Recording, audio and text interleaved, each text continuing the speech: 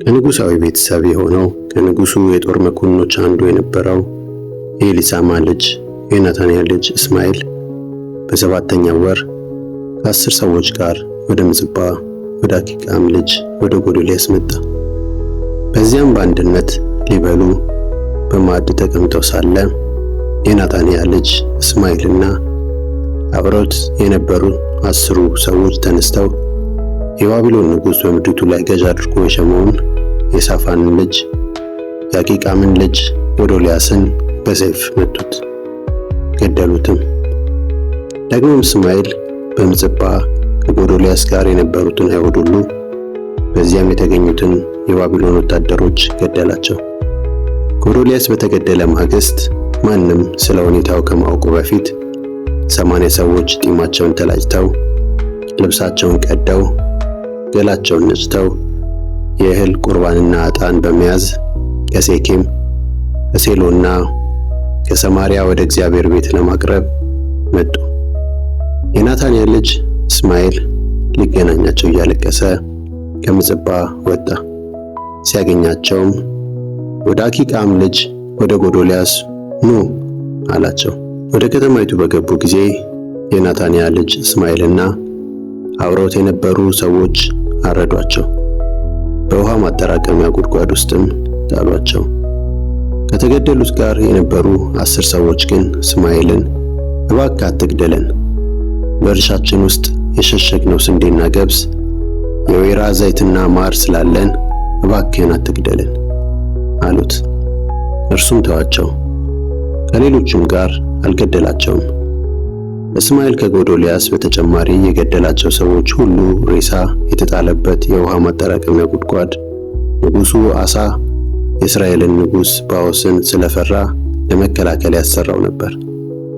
ይህን ጉድጓድ የናታንያ ልጅ እስማኤል በሬሳ ሞላው። እስማኤል በምጽጳ የቀረውን ሕዝብ ሁሉ ምርኮኛ አደረገ። እነርሱም የባቢሎን የክብር ዘበኞች አዛዥ ናቡዘረዳን የአኪቃምን ልጅ ጎዶልያስን በላያቸው ገዥ አድርጎ የሾመባቸው የንጉሡ ሴቶች ልጆችና በዚያ የቀሩት ሌሎች ሰዎች ሁሉ ነበሩ። የናታንያ ልጅ እስማኤል እነዚህን ማርኮ ወደ አሞናውያን ለመሻገር ተነሳ። የቃሪያ ልጅ ዮሐናና ከእርሱ ጋር የነበሩት የጦር መኮንኖች ሁሉ የናታንያ ልጅ እስማኤል የፈጸመውን ግፍ ሁሉ በሰሙ ጊዜ የናታንያ ልጅ እስማኤልን ሊወጉ ሰዎቻቸውን ሁሉ ይዘው ሄዱ። በገባዖንም ባለው በታላቁ ኩሬ አጠገብ ደረሱበት። እስማኤል የያዛቸው ሰዎች ሁሉ የቃሪያን ልጅ ዮሐናንና አብረውት የነበሩትን የጦር መኮንኖች ባዩ ጊዜ ደስ አላቸው። እስማኤል ከምጽጳ ማርኮ የወሰዳቸው ሰዎች ሁሉ አምልጠው ወደ ቃሪያ ልጅ ወደ ዮሐናን ገቡ። የናታንያ ልጅ እስማኤል ግን አብረውት ከነበሩት 8 ሰዎች ጋር ከዮሐናን አመለጠ። ሸሽቶም ወደ አሞናውያን ገባ። ሸሽት ወደ ግብፅ። የቃሪያ ልጅ ዮሐናንና ከእርሱ ጋር የነበሩት የጦር መኮንኖች ሁሉ የናታንያ ልጅ እስማኤል የአኪቃምን ልጅ ጎዶልያስን ከገደለ በኋላ በምጽጳ ከማረካቸው የተረፉትን ሰዎች በማስመለስ ይዘው ሄዱ። እነዚህም ወታደሮች፣ ሴቶች፣ ሕፃናትና ከገባዖን ያመጧቸው የቤተ መንግሥት ባለሥልጣኖች ነበሩ። ከዚያም ተነስተው ሄዱ። ወደ ግብፅም በማምራት በቤተልሔም አጠገብ ባለችው በጌሮት ከማም አረፉ።